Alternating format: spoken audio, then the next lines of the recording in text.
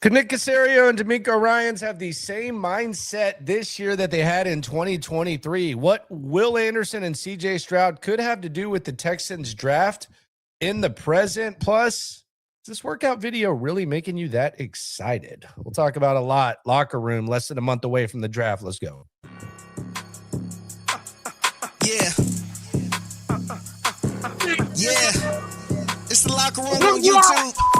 You know what it is. Let's get it. Hey, Locker Room. Yeah, we in the locker room. Texas talk. Yeah, you know what we about to do. Localize every angle's what we really do.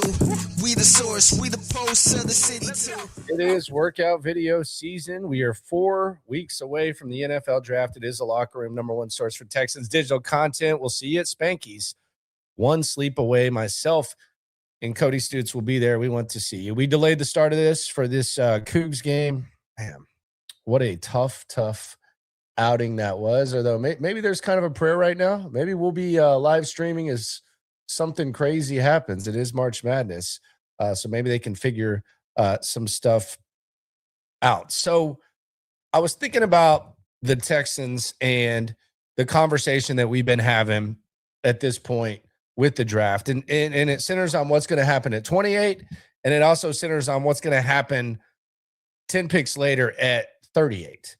And there's the usual way in which these drafts happen where you kind of wonder what's going to be available. And then you talk about you want this guy at 28, and maybe he won't be there at 38. And you start kind of going back and forth. And it kind of took me back to when the Texans were when the Texans and Nick Caserio and DeMeco Ryans were first starting the draft process. And they had the number 2 pick, they had the number 12 pick, and the talk was, are they going to take a quarterback? Should they take a quarterback? Should it be Will Anderson? Should it be CJ Stroud? What should they do? And with extra draft equity, which is what the Texans have right now, and with clear-ish needs, they decided that they were going to get both. They were not going to make that decision. They were going to get both of the guys that they liked with the number 2 and the number 3 overall pick. And that is what they decided to do. And it got me wondering, could the Texans once again, could they be picking 2 within 10? In other words, could they use their spot 10 spots away to trade up on the back end? Could they be looking at this the same way in which they did last year, in which DT becomes last year's wide receiver, which we'll talk about in a sec. But I just wonder what the conversation is. And we'll get to that in a sec. But first, I just kind of want to revisit what the mindset was. And a lot of times draft talk, when you get a month out, a lot of times it's just going over scenarios. It's not necessarily predictions. It's just going over scenarios and what can and will and might and should happen. And you just kind of separate all that when you're talking about the draft and what could or could not happen. Houston trying, that ain't going to work, Chief. But I go back, and this was about 3 years ago. I was actually talking about the possibility of getting CJ Stroud and Will Anderson, believe it or not. This was the conversation that I was having. I'm not doing this to toot my own horn. I'm just trying to lay out what their mindset was, because this ended up being true. It's almost like maybe I figured something out or heard something or whatever. But this was what I was saying before the draft 3 years ago on this channel, when it was a lot newer. I didn't even have a daughter yet. And I think I had just gotten married. So yeah, it had just celebrated the 3-year anniversary. It had just gotten married at this time. But I was talking about the Will Anderson and the CJ Stroud possibility. Again, this is what draft dialogue is. Let's kind of revisit this. You can see it right there. There's the thumb. Anderson and CJ Stroud ? This was a conversation, and I want to localize this, and I want to bring this to today. But let's hear it. Assuming that Bryce Young is going to be the first pick, what they think about Bryce Young at this point is irrelevant. It goes back to Adam Schefter saying that the Texans wasted their time. So assuming that that's the case, what do you think they're discussing right now? They're probably discussing Will Anderson versus CJ Stroud. And there's a few people who've said Will Anderson is where DeMeco Ryans is leaning. So they're sitting around a room, the scouts, DeMeco Ryans, the coaches and stuff, and they're having this discussion. They're having a discussion about Will Anderson and CJ Stroud. Someone on that side of the room is giving their opinion. Caserio is giving his opinion. DeMeco Ryans is giving his opinion. And they're weighing out the pros and cons of drafting either CJ Stroud or Will Anderson at number 2 overall. Discussion's what matters. Because what if along the way with the discussion, and I think a lot of you can relate to this because you get in a discussion, you have a discussion about something, and you might feel one way, but when you hear the passion case for the other side of it, then maybe you start becoming a little bit more open to that side of things. So who's to say? Oh, wait, look at Brian Sutton in this chat here. This is always funny to look back. And we're all wrong a lot. But Brian Sutton says, JSN is not a number 1 wide receiver. And then he says, we need a cornerback. Stingley is not a sure thing until he can play a couple of seasons without getting hurt. Brian can't win them all. Say that this person on this side of the table is pounding the table for CJ Stroud or whichever quarterback. And then this person over here is pounding the table for Will Anderson. And the person pounding the table for CJ Stroud starts to think, you know what? He's got a pretty good point about Will Anderson. And the person pounding the table for Will Anderson thinks, you know what? He's got a pretty good case about CJ Stroud. What if along the way when they're having this conversation, what if they say, you know what? What if we could get both of these guys? What if we could get them both? What if we could get both the quarterback and the impact player on defense? Hell, what if they feel like next year that their draft pick or the Cleveland pick or whatever it is going to be a little bit further back in the draft? What if they feel that way? And we know how this ended up kind of happening. And this is just to talk about like why these discussions are had, why draft conversations are had. Frank brings up you were Bryce all the way. I was. I still think Bryce Young would have been really good here. I think we can just kind of bow out of that conversation because CJ had a good first year and Bryce, they're just now putting a team around him. But yeah, I think in these surroundings, I think Bryce would have been good. But yeah, I was Bryce. Don't win them all. But that's just kind of the discussion of that. It's not as crazy as it looked after after year one. That's for damn sure. But the discussion that they were having with Will Anderson and CJ Stroud, I wonder if it's a little bit similar this year. I wonder if it's a little bit similar this year in that they're arguing about two guys with that 28 spot. Now it's a lot different. Let's just be honest. It's a lot different when you're drafting number 2 overall and you know who the number 2 overall pick is going to be. And you also have the extra draft equity. So it's a little bit different that the Texans were essentially on the clock at that time. So there weren't 27 variables in front of them that could happen. So that naturally kind of shifts the discussion a little bit. But I think they probably have a decent idea of what they want. And I'm sure there are at least some disagreements on both sides of the room as the Texans are speaking on this, to where one side feels this way and the other side feels a different way. And I wonder if maybe they're thinking, and I bet Nick Caserio and DeMeco Ryans got to think like this to a certain point, if when they're talking about 28 and 38 and they're going through scenarios, if maybe they're thinking, okay, well, how do we get both of these guys within 10? How do we get both of these guys within 10 picks, within 28 and 38. How do we do that? Like, what are the conversations that they're having right now? Because for me right now, it feels like, and this is just based on the needs, the dialogue, the conversation, the players that are going to be available. I assume that the most intense conversations about pick 28 with DeMeco Ryans and his staff are they're not arguing quarterback versus DN like they were with Will Anderson and CJ Stroud. And they have a more complete roster right now. Like, they're filling in pieces, but they have a more complete roster. Like, at that point, they were early in the rebuild, and they didn't have as complete of a roster.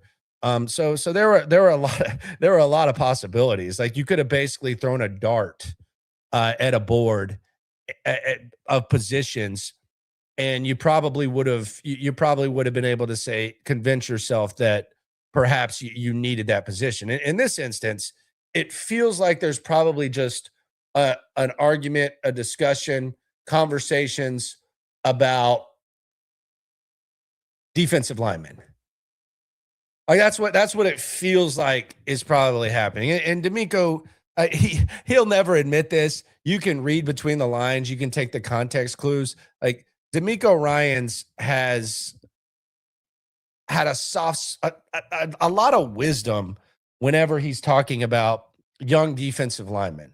And it's never really just fallen to where DeMeco Ryans early in the draft has been able to get a defensive lineman, like an elite defensive lineman, like at the top of the second round or in the first round. It's never, the needs have never aligned.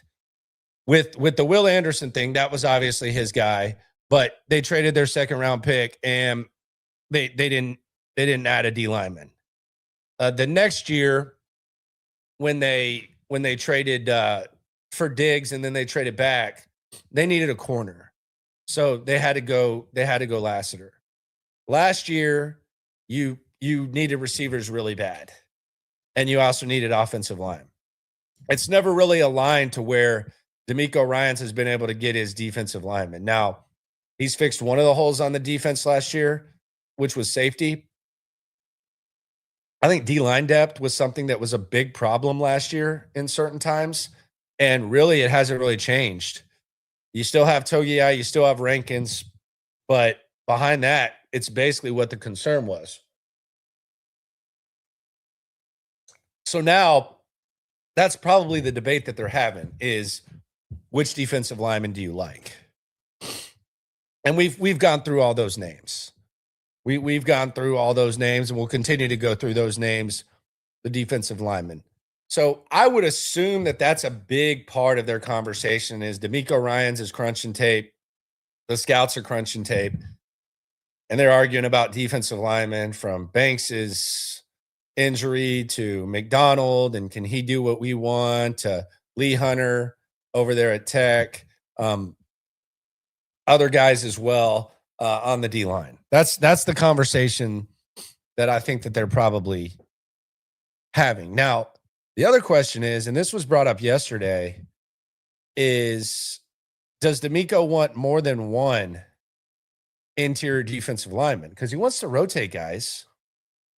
Sheldon Rankins is old. I know he's played well, but he's old. Tommy Togiai is under contract for 1 year. There's not like a massive body of work when it comes to Tommy Togiai. And they're going to play at least four guys on the interior anyways. So what if DeMeco wants multiple defensive linemen? How early is he going to try to make that happen? Could DeMeco Ryans go 28 and 38 D linemen and just go completely crazy on the interior D line and give the Texans one of the most freakish, potentially rotations on the front that you can possibly imagine? You look at a possibility of McDonald and Hunter, or McDonald and Banks, or Banks and Hunter. Would DeMeco Ryans be considering that? And the other thing about Banks is Banks has injury concerns. And if you're going to draft someone with injury concerns, the right time to probably do that is when you have extra equity and it's not like you don't have a bunch of dire needs. So maybe DeMeco Ryan sees that. Not too long ago, Jeffrey Simmons was coming off of a torn ACL, and the Tennessee Titans took him, and I don't think they regret it. I think they got him a little bit later in the season. I think his debut might have actually been against the Texans. But maybe they look at it that way. But that's the thing. I think it's a lot of D-line.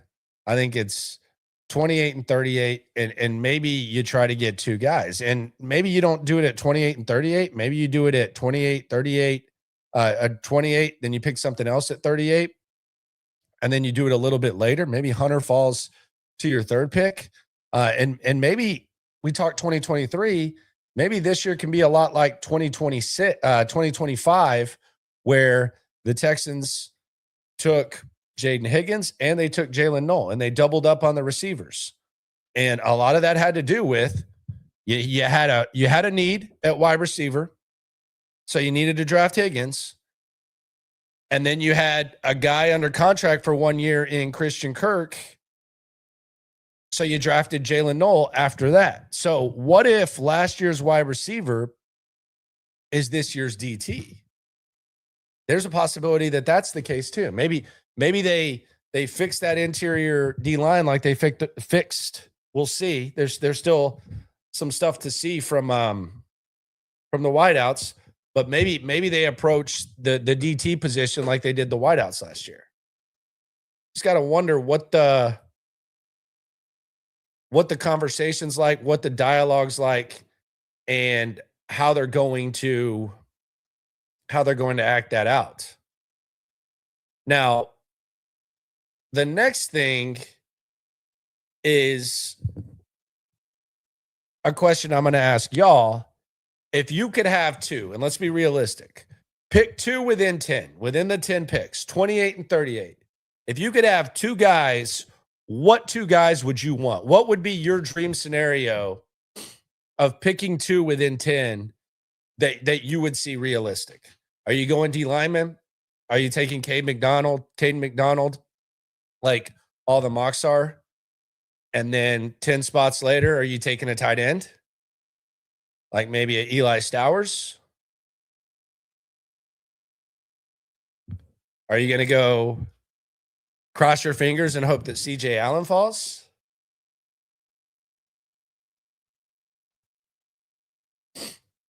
Because when you do that, you also kind of have to assume like who's going to be there at 38 and who's going to be there at 28. I think if Banks is there, you have to consider it. And I think there's a good chance that DeMeco Ryans is going to like what Banks brings to the table. How bad is the foot injury? That'll be something they have to figure out.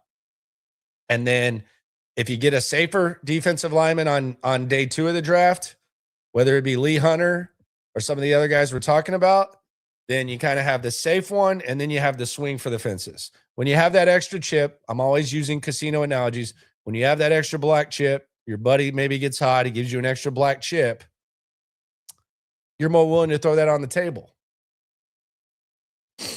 and swing for the fences.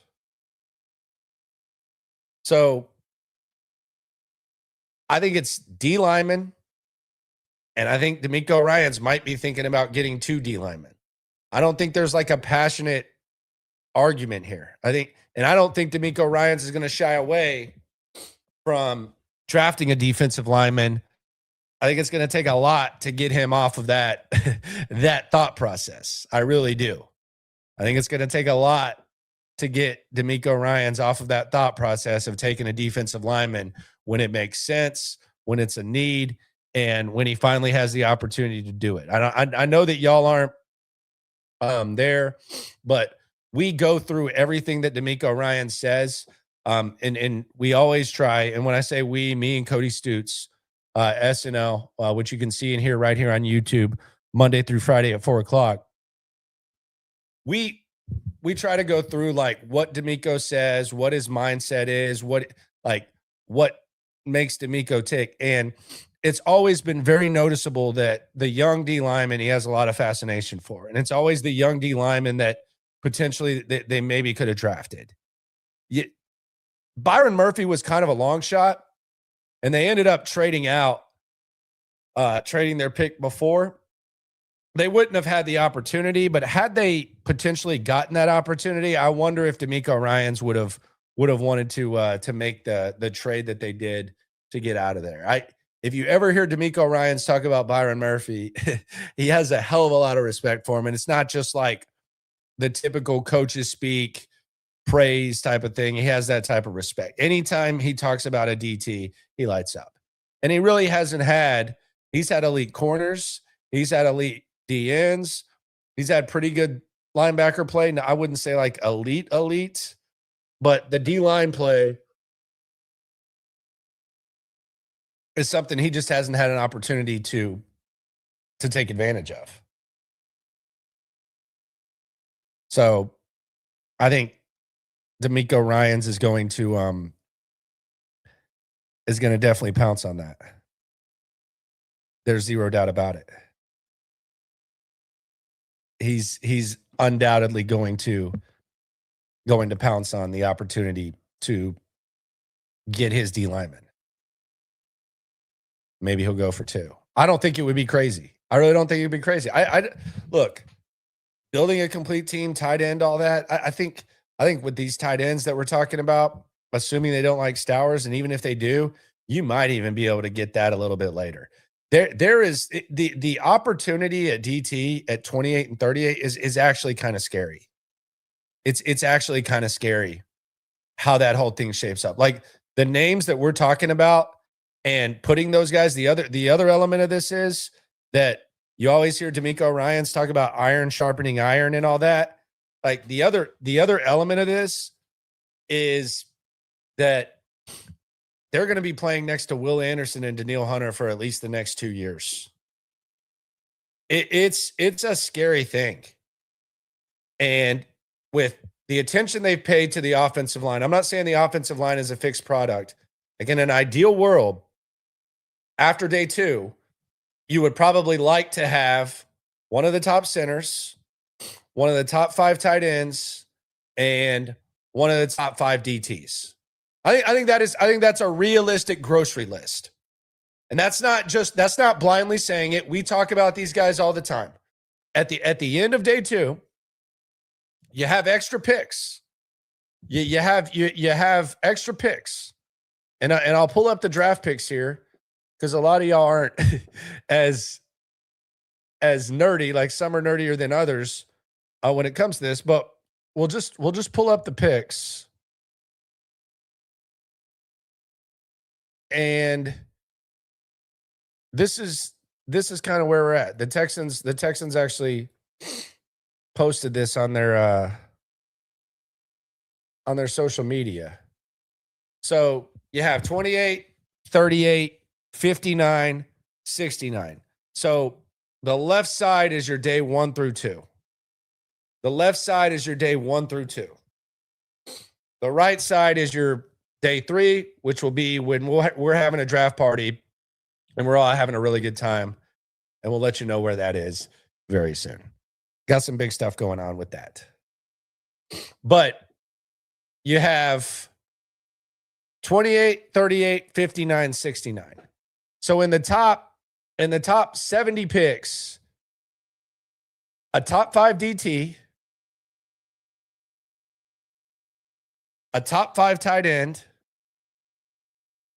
and one of the top centers. That's not hard at all. I doubt that there's even a center taken by 38. I don't know how many go by 59. We've talked about the DTs. And you have the extra draft pick, which is 38, which you had in the Tunsil trade. Do you get crazy with that? Is that the extra black chip that your boy gives you because he was hot and he was doing his thing? You got a lot of flexibility with that. But I think that is the ideal shopping list based on who's available, based on the conversations that we've talked about, and based on that. Top 5 DT, top 5 TE, top center, one of the top centers. And then the icing, what does the icing look like? Somewhere in there. I don't see a scenario where something crazy happens where that mindset really changes. There might be a swing for the fence, but even if you swing for the fence with one of these picks, you still have the normal draft equity. So they're good. They're in good shape right now with this. Just got to wonder what kind of discussions are being had. I think DeMeco is dominating this with the DT talk. Quite frankly, I don't blame him.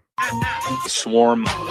Rich says, would you entertain to trade Sting for a player in high picks? No, not right now. Not right now. I don't think you don't have to make that decision. And what are you going to do? You're going to start Jalen Smith? So absolutely not. I'm not trading Sting. That is an absolutely not. Maybe in 2-3 years, the contract's laid out. Maybe you have to make a tough decision like that, and maybe Jalen Smith becomes serviceable, and Kamari Lassiter is the direction you want to go. But no, I think this is kind of an all-in year. This is kind of an all-in year. Like you have to. This is not the time to make the tough decisions. You got to see what happens with CJ Stroud, and it's if CJ Stroud does not take that next step, then you have to take a step back and figure stuff out. But this is essentially an all-in year. So trade Stingley, no sir. Swarm. Izzy, he says, I love what we have done. 7 is still a mama's boy. Sorry, we need a championship. So he likes what they've done. He's still concerned about CJ, and he's, I guess, apologizing for his frustration because he wants a championship. I don't think you have to apologize for that. I think a lot of people want that. A lot of people probably feel the same way that you do on that. Matter of fact, we know that for a fact. But what combos are being had? What combos are being had? That is really what it comes down to with DeMeco. For me, the dream within the 10, I would say Caden McDonald at 28. And if you can get Banks too, okay. Caden McDonald and Banks, if Banks falls to 38, that's my dream scenario. F it. Stack up that D-line. Because if Banks is the top 10 talent, if he falls, if you're able to get McDonald and Banks, and that is an ultimate long shot, but crazier things have happened, that's my dream right there. I know I like Stowers. I know I like these tight ends. We can look tight end and center a little bit later on in the draft. We can figure something out.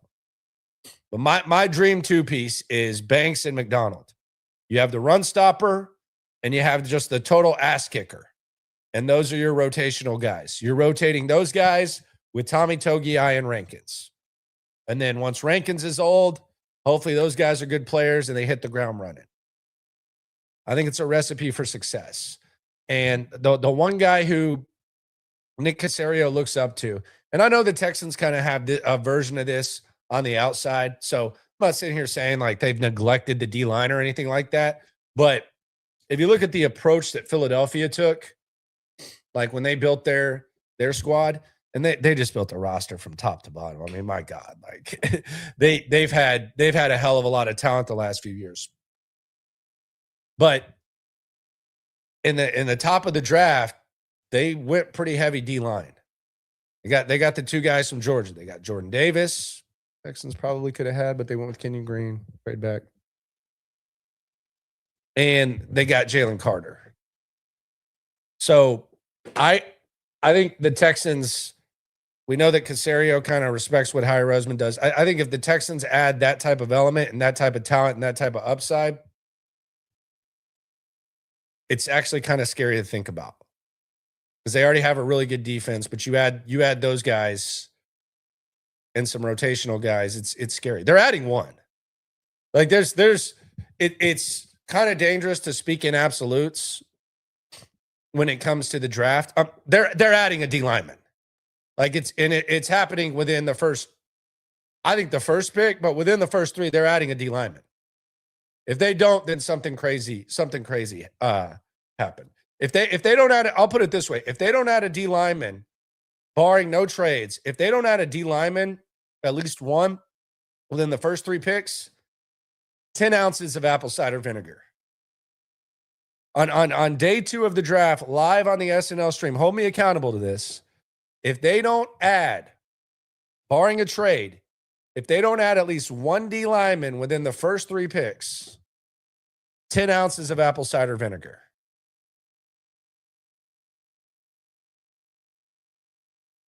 $10 ounces. There's no doubt about that. Like that, there is no doubt about them adding the offensive lineman. Space Age says, I think Hunter's an ass kicker too, Landry, but I get it. Yeah, he is. I mean, if you add Lee Hunter to either Banks or McDonald, and McDonald and Hunter, I think is absolutely realistic. We're talking about the dream. And the dream is that Banks is ready to go. If they draft him, I'm assuming they feel that way. It's kind of a swing for the fences. What if he ends up being the next Jeffrey Simmons? And there was some other stuff that I don't think was fair, but what if he ends up being the Jeffrey Simmons of the Texans version, where you draft him later in the first round, he has an injury, maybe it takes him a little time to get on the field, but when he gets on the field, he's an ass kicker. That's why I said Banks. But yeah, Hunter is an absolute ass kicker too. He's really, really good. And he seems like he might be falling right there to that second round.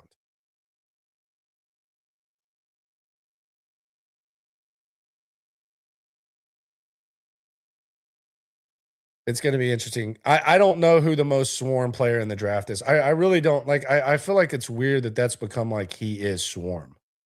I know it's a mindset, but definitely swarm. I think he would fit in. I don't know. Like, who is the most swarm? I don't know. I don't know who the most swarm guy is. Couldn't tell you. There's probably a lot. Probably Sonny Styles. Sonny Styles, probably. They damn sure ain't getting that, though. They damn sure ain't getting that. Sonny Styles is the best. I think Sonny Styles is better than Caleb Downs. We'll see. They're both really good players. McDonald was a big part of that defense, too. So that's where we're at. We started this one a little bit later because of the Cougs. Man, what an ass whooping that was by Illinois. I wonder how much tickets have already gone down. I know it was like $250 for the session, for the Saturday session. I thought about going, but then I saw the prices and I was like, man, I don't want to go that bad. And then I thought about, oh my God, they're down to $77. Holy crap. I might have to go check it out now. I might have to go to Big Ten country. Good Lord. I knew they were going to drop. They've already dropped 180 and the game just ended. Good Lord. Yeah, I might be going and watching some basketball this Saturday. My goodness. That's bad. Cougs fans already selling their tickets. Jaden says CJ Allen at 28 and bank on one of your guys at DT making it to 38. So your dream 2-piece combo would be the linebacker, CJ Allen, and then like a Hunter or a Banks or a McDonald. One of those guys, Hall, falling back to 38. I think that's a realistic dream. That's not like too far-fetched of a dream. That's probably a pretty realistic dream right there. I don't think that's too crazy. Stand by just a sec. I got to put something up. Stand by. BRB.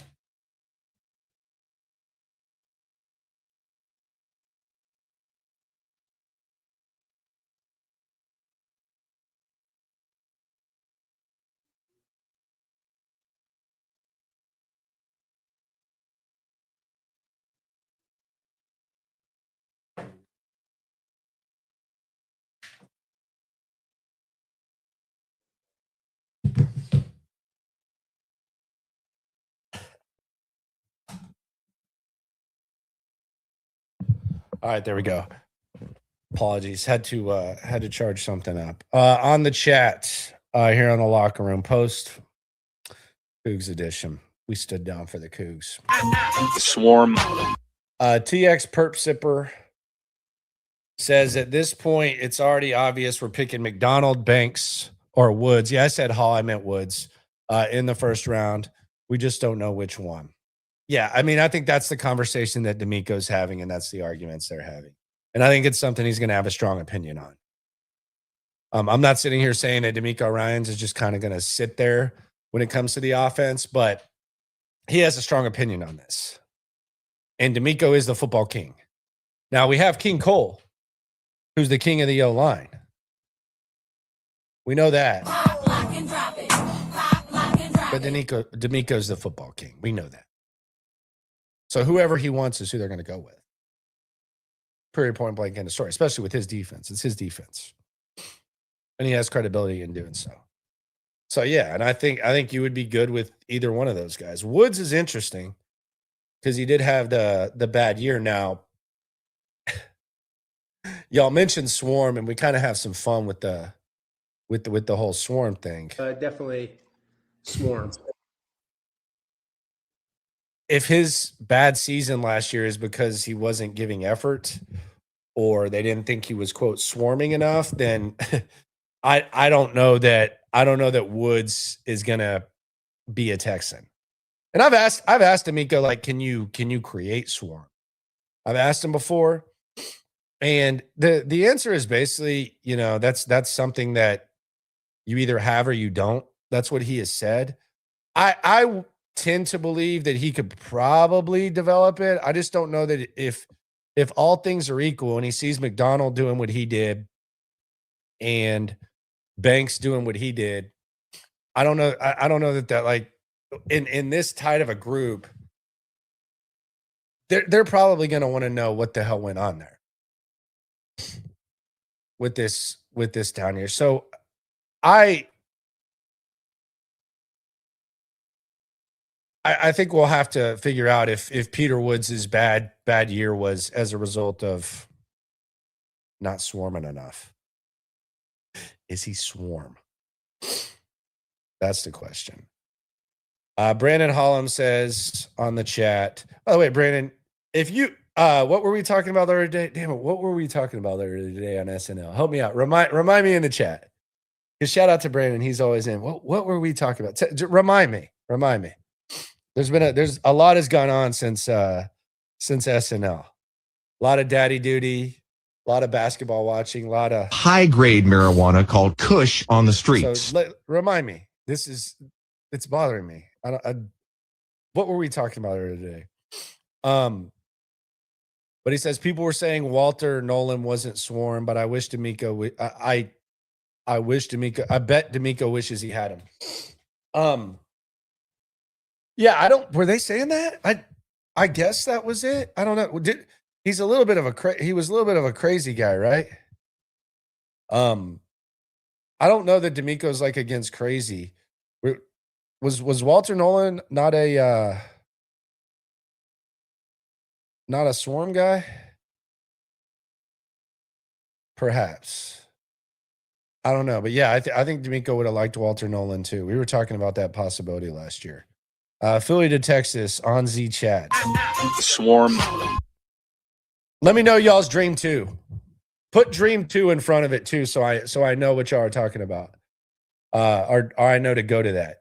Hopefully I see y'all at Spanky's tomorrow as well. We got some gift cards coming in the giveaway. Philly to Texas says everyone in the media doing mock drafts for us seems to keep saying we really don't have any holes to fill. There's no reason we shouldn't be a 1 or 2 seed with this roster. No excuses. It's kind of an interesting way to put it, and I actually agree with you on that. That should be their expectations is to take the next step. And I thought it was pretty pathetic that Nick Caserio basically celebrated their 3 years of success, the most success that we've ever had, and we don't take it lightly. Brother, you got over a handful of Super Bowl rings. You should take that lightly. You had a process over results of 2 years. I'm not trying to go on a repeat tangent, but that should be. But it is interesting when you put it that way that there does feel, and I think it's true. I don't care like if everyone in the media is saying it. I think we say it here and Cody says it. And those are really the two opinions, and people in the chat say it. Those are the opinions I value more than national media. It is interesting that it does feel like this is a pretty complete roster. And if they're able to have a good draft, it's going to figure out. So yeah, the excuse is there really is no excuse to not take that next step, especially when you consider, like I said earlier, this is kind of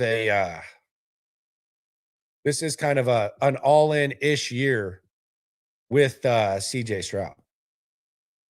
Figure out where you're going to go there,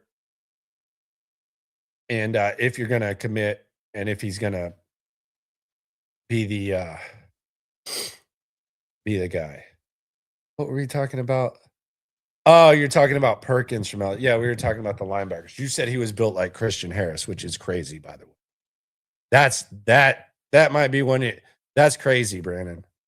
That was a crazy take by you. If you believe that weight that LSU listed him at, and I think he weighed in like the low 220s at the combine, which if you're trying to put on weight at the combine and you're in the low 220s, that kind of tells you all you need to know. Then you probably believe that Diego Pavia was 6'1" or whatever Vanderbilt listed him at. Perkins looks like a point guard. He's an edge guy. He's undersized. He is nothing like Christian Harris. Christian Harris, they probably have him listed low on the weight. Yeah, that was what that was. Joe Blue says Eli Stowers is growing on him. Eli Stowers is a baller. He's a good player. He's a good player. He was Diego Pavia's Manziel. I'm interested to see where he goes. Do you think he's on the board at 38? I could easily see after round one, teams getting together and say, man, we got to get that playmaking tight end right there. We got to get that and add that element to our offense. Yeah, it was Perkins. I'm just messing with, but I'm telling you, man, that dude's nowhere close to what Christian Harris is. That's probably like 15, 16 pounds. Swarm. Izzy says Houston, Texas. Pearl Pinche, Houston, #1 show, SNL. And I probably just butchered that Spanglish. That's on me, though. What do you expect? Race car! I cheated my way through Spanish. That's the one class that I wish I would have paid attention in. Spanish. Took it so many years. God, I just cheated the whole time. And now it's like, man, I really could have used that. Like all those dumbass math classes where you're using numbers and letters and all this crap. It's pointless. Like that was nothing. Learning history is cool. I think it's important. My mom was a history teacher. I think learning history is important. Economics, I think it's important. It's fine.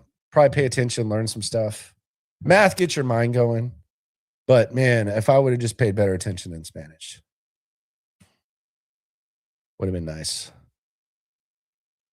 Delete user -T4E. Does that mean you got canceled and then came back? I don't know. You say, I think Delp is the most complete tight end. He might sneakily go second after Sadiq. He's good. He's good. I don't know if he's going to go second. That 40 time was bogus at Georgia's pro day. Like when you look at some of the guys that were running some of the times that they had, it was a little bit silly. That white running back ran like a 4.3 when he said he was trying to break 4.5. I don't believe any pro days. My boy said the other day, Jeff Kavanaugh, that you take off 0.08 at pro days. I think it might be even more. But yeah, Dell probably has some untapped potential. I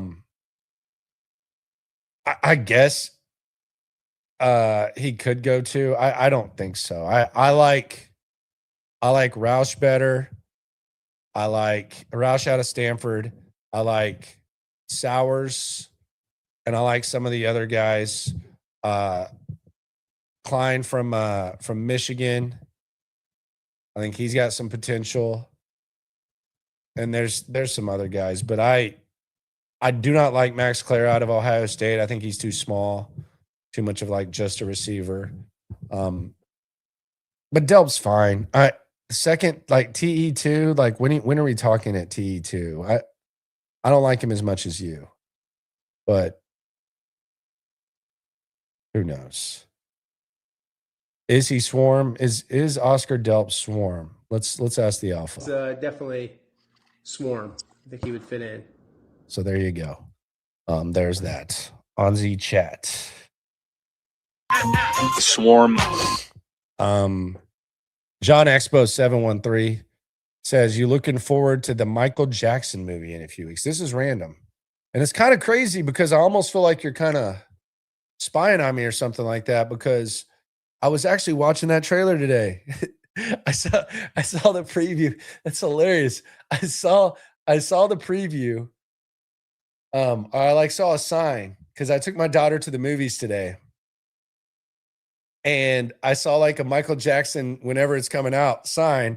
And I actually were you at the mall today?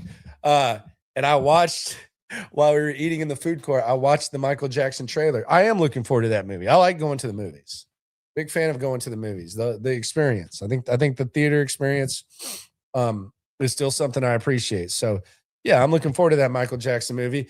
Every time there's like a biography on someone that has like controversy, I'm always like really, really, really interested to see how they play it and how much they address it. Because sometimes they don't. Like sometimes they don't really address like the overall controversy and they kind of ignore it. And I know Michael Jackson has a lot of people that kind of protect his image and all that. So I do wonder how that's going to be. But yeah, I am excited to see that. I'm excited to see that for sure. I'm a big OJ Simpson trial nerd. Big nerd. Like I was locked in on that when that was happening. I've watched like the real trial probably like 15 times. I know that's really cool. But I was a big nerd as far as like the culture of just like the whole OJ thing and how it all went down. I actually became friends with F. Lee Bailey, his attorney, and I would call him. I'm not kidding. He was our legal analyst on the old radio show. Like anytime something happened, he was a legal analyst. The one who grilled Mark Furman, rest in peace, F. Lee Bailey. He was living in Maine at the time. I think he got disbarred a couple times after the trial, but I would just call him and chat with him. It was random, but I guess he was just like to chat. But yeah, to answer your question, yeah, I'm kind of looking forward to the Michael Jackson video. I think it'll be good.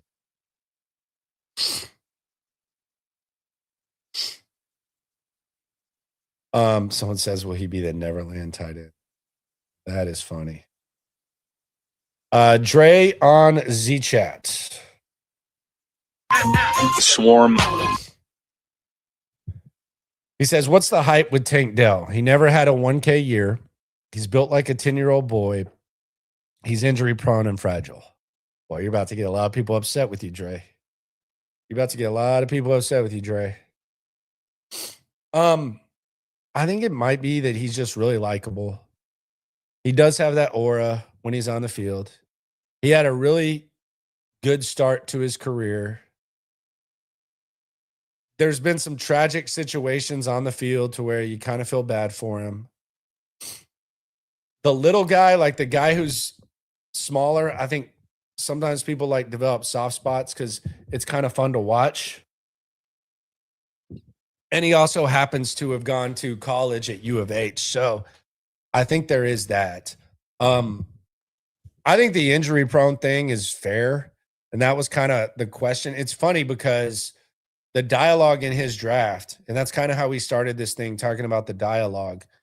The dialogue in his draft was, well, Bryce Young's little, and Bryce Young is not going to hold up in the NFL. Quarterbacks can protect themselves. They're naturally protected. I think Bryce missed one game in college. The guy that should have been talked about for being injury prone, which we did here, was Anthony Richardson, a.k.a. LaFar Jackson, who had like a handful of injuries at Florida. But Tank Dell, with that size, yeah, it's a concern. And I think it's contributed, although you look at the injuries, they're a little bit kind of flukish, but I think when you have smaller legs, like it does contribute to potentially injuries being being worse. So yeah, I would I would say there's a lot to like about Tank, and he's very likable. But yeah, I'm kind of with you. I think the hype is a little bit crazy, and I think it's a little bit out of sorts. Space Age says, why are people saying he's injury prone? Both injuries were freak injuries. So let me ask you this. This is what I find that weird. They were flukish, but do you think that, and I'll go back to this. I just want you to answer this. Do you think that if the same thing that happened to Tank Dell, do you think if it happened to like Nico Collins or Jalen Knoll or someone that like has bigger legs, do you think the injury is as bad? Like, we see guys get rolled up all the time. We see it all the time. It happens all the time. And I remember the Texans coaching staff was getting criticized because Tank Dell was blocking. It's like, what do you want to do? Like, do you want to pull like the Justin Watson where it's obvious? But do you not think that maybe like when you have really, really thin legs, that the potential of a worse injury kind of happens, is kind of there? So I don't know. I mean, he's had 2 season-ending injuries.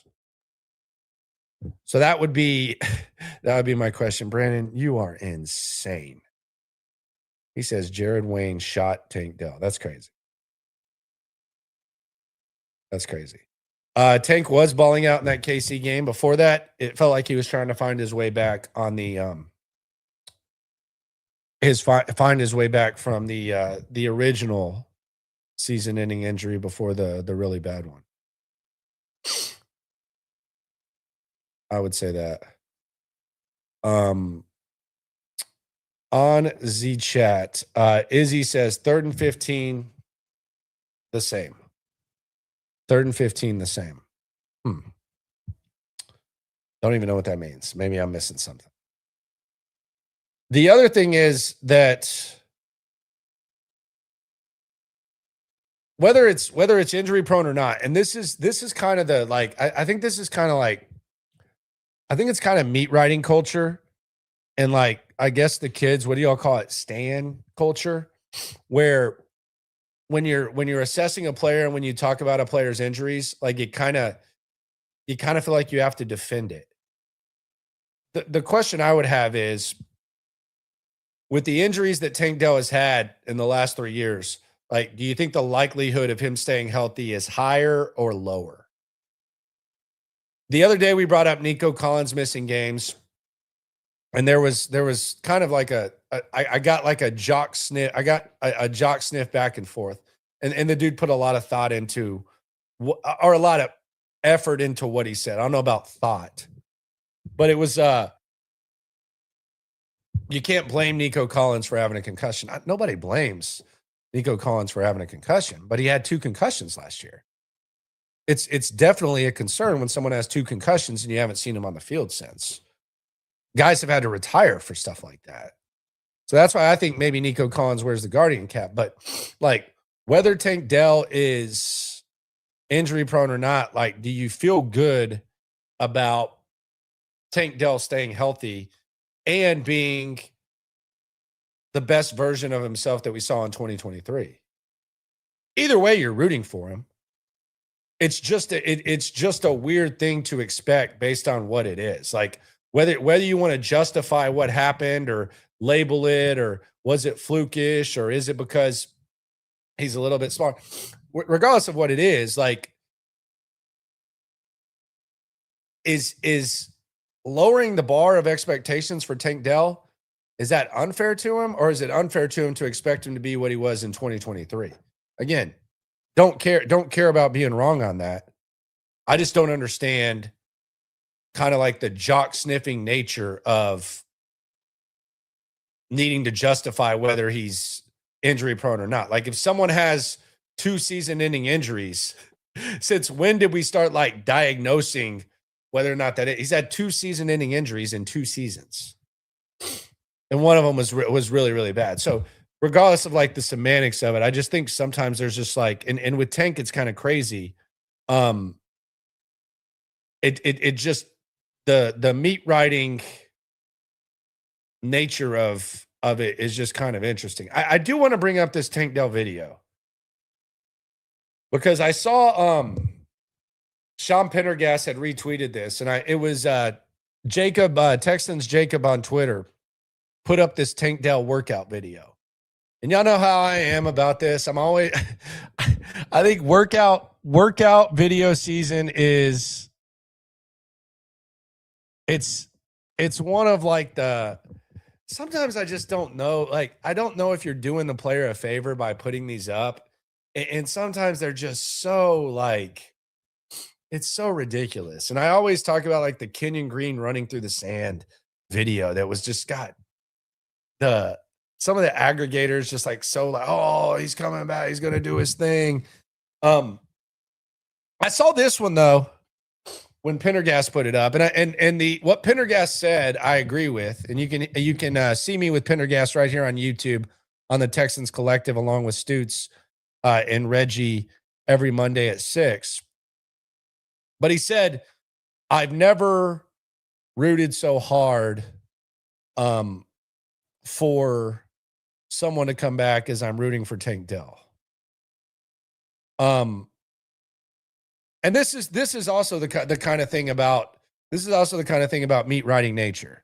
And I'm not picking on you, Space Age, but if you don't want me to read the comments, I won't.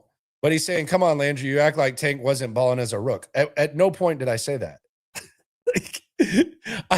I said he was struggling to get back the year after. Like, this is what happens in like the meat writing nature of things.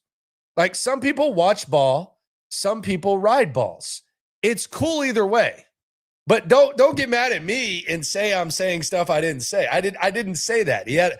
I said he had a very good, literally, when this Tank conversation started, I said he had a very awesome rookie season. I literally said that. I never once said that. I said he wasn't looking like himself in 2024. That is the difference between watching ball and riding balls right there. That's what it is.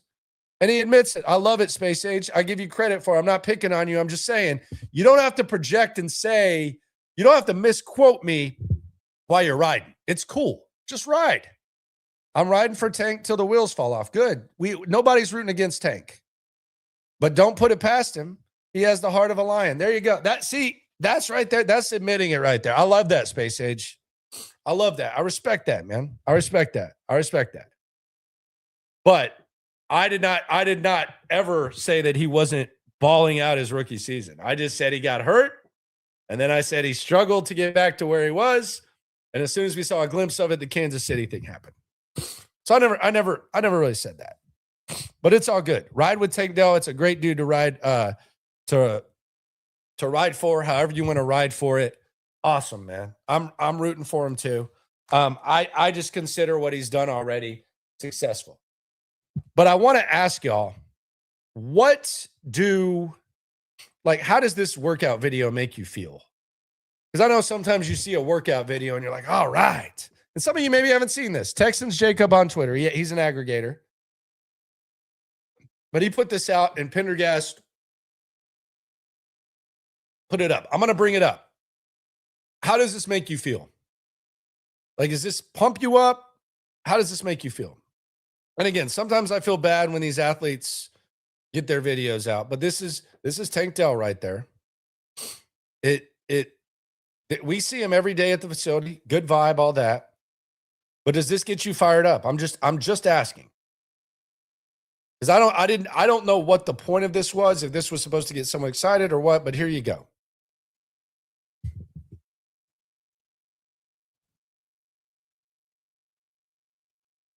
Okay.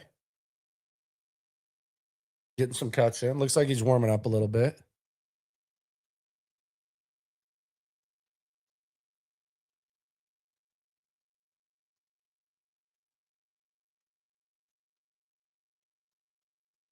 Okay.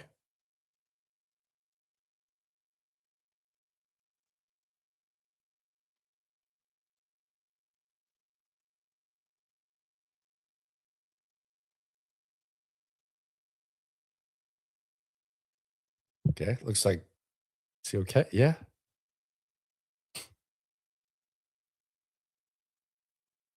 I don't understand workout video season. Let's get this tank up. I didn't even have it up. My God, I was just breaking it down there. Let me pull it up. I'm sitting here trying to break it down. Here we go. Here's the workout video. That's on me. High-grade marijuana called Kush on the streets. All right, here we go. I'll avoid the breakdown. I'll let y'all break this down yourself. Here you go. All right, so he's getting some work in. That's on me, fellas. Okay.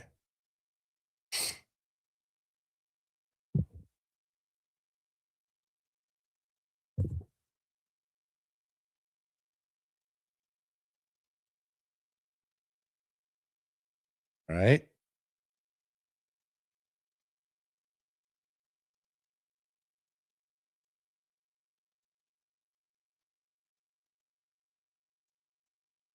I don't know what happened there. Maybe that's how it was supposed to be. I don't know.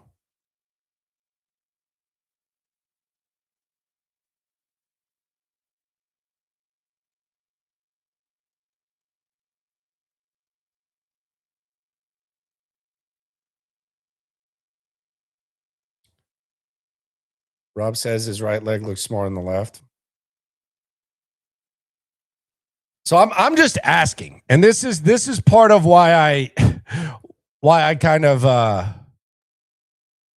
laugh about workout video season. Like what was that supposed to do? Like was the goal of putting that up, was that to get people excited? I don't understand like what was, I don't even know where it was from. Texans Jacob. But what was that supposed to do?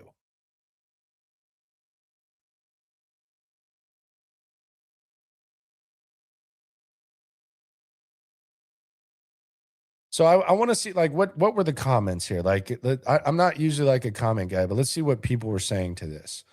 And what was it coming? Tank Dell working out with Receiver Factory via his YouTube. Dell is on track to be ready by April, according to what GM Nick Caserio said in February. Now, let's keep in mind April's no contact. So that's what that it's no contact. So there's that. But let's see what the peeps are saying. I'll be cheering for him. I think we all will. Good morning, Jacob. Hope you're doing well, Jacob. How's your day so far? A lot of bots. And then not really too much more on there. Just a few comments. Like, did that get you hyped? For like, I don't get it. I don't understand what that was supposed to be. There's some like they could have probably, there's probably some better highlights than that, right? We could have done him a little better. We could have got him a little bit better than that, right? Swarm. That's like recording guys stretching. At TX City says, I saw these videos last night, not encouraging at all. You can tell that knee was hurt by how he's moving. I'm telling you, man, like just the fact that he's doing that is successful. I think it was successful. J Reed 402 says, no one checking for take but his stand. Noel took his spot. Get over it. I think Noel should be further along and ready to go for sure. No doubt about that.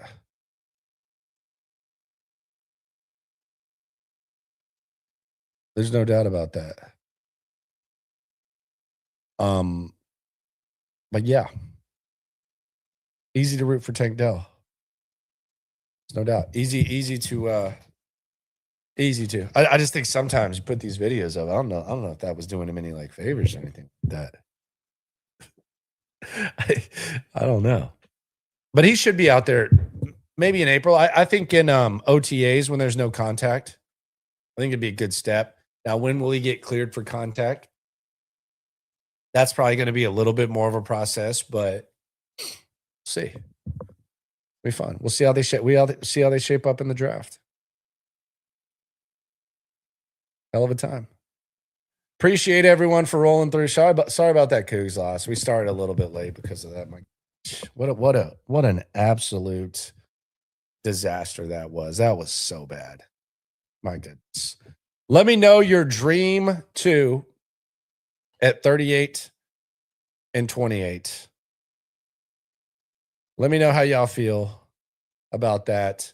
See you at Spanky's today, because we went past midnight because of the Cougs. So it's technically today. I would have said tomorrow, but it's today. We'll be live at SNL 4 o'clock per the usual out there at Spanky's. Appreciate y'all for rolling through.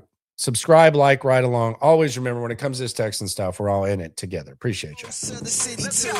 Landlocked, got the game in the headlock. Localized every time, can't stop, won't stop. Yeah, we top 2 and we not too. Plugged in daily digital on YouTube. We got taste for days. Opinions to give, we got takeaways. If it's up, then it's up. We number 1. You don't need to try your luck. Locker room, yeah, we in the locker room. Texas talk, yeah, you know what we about to do. Localize, every angle's what we really do. We the source, we the pulse of the city too.